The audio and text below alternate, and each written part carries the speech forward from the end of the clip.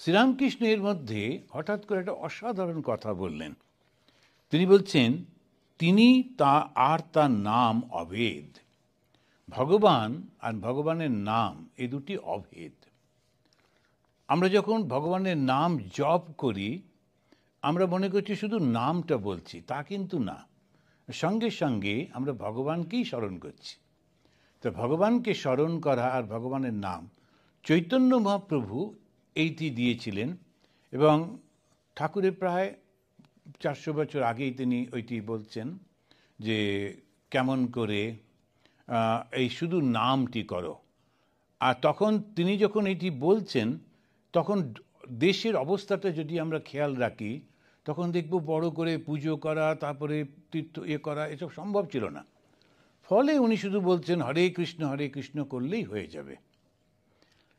কিন্তু হরে কৃষ্ণ বলছি, কৃষ্ণ সম্পর্কে যদি আমি একটু না জানি এবং সেই কৃষ্ণ নামটা করার সঙ্গে সঙ্গে আমার মন থেকে জগৎ সম্পর্কে চিন্তা ভাবনাগুলো দূর হয়ে যাচ্ছে, এইটি করতে পারলেই সঙ্গে সঙ্গে আমাদের ওই আসল ফলটি আমরা পেয়ে যাচ্ছি।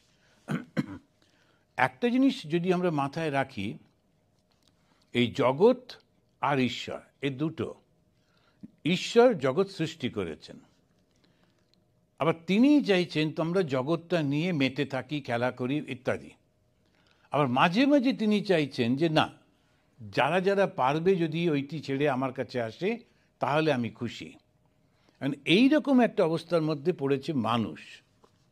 মানুষের মধ্যে যারা উন্নত প্রকারের মানুষ, যাদের চিন্তা ভাবনা এই সমস্তগুলি রয়েছে, তাদের জন্যে তারা মহাপুরুষ পাঠিয়ে তারা ওদেরকে এই শিক্ষাটা দিচ্ছেন, এই জগৎটার দিকে তাকিও না, তোমরা ঈশ্বরের দিকে যাও।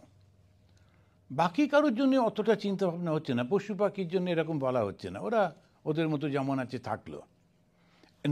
নিম্ন স্তরের যারা মানুষ, তাদেরকে একটু সাধারণ, আচ্ছা ঠিক আছে ভালোভাবে থেকো, হ্যাঁ, কোনো কারুর ক্ষতি করো না, এইটুকু খানিকটা মরালিটি।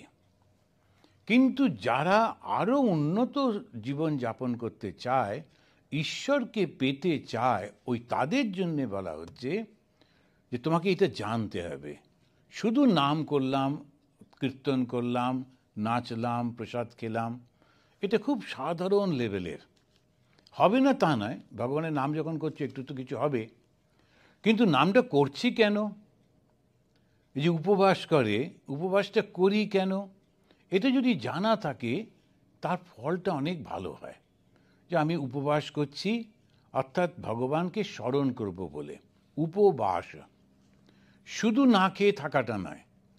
ফাস্টিং করা, সে তো ভিখারিরাও অনেক সময় খেতে পায় না সারাদিন ধরে, তাহলে কি তার পবিত্র হয়ে গেল? তা তো নয়।